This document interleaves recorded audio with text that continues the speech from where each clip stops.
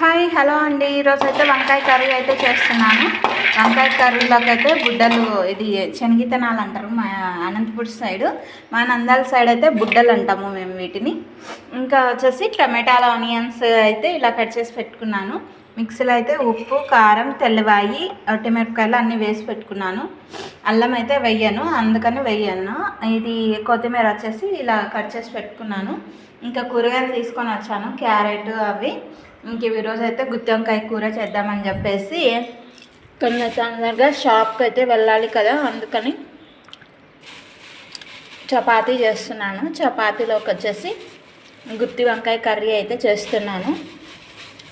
మీలో ఎంతమందికి ఇష్టమో ఈ కర్రీ కామెంట్ చేయండి. నచ్చితే ఒక లైక్ ఇవ్వండి, షేర్ చేయండి, సబ్స్క్రైబ్ చేయండి నా ఛానల్ని. Bye bye. ఇది గుత్తి వంకాయ కర్రీ ఈరోజు వచ్చేసి. నెక్స్ట్ ప్రాసెస్ నెక్స్ట్ వీడియోలో. Bye bye.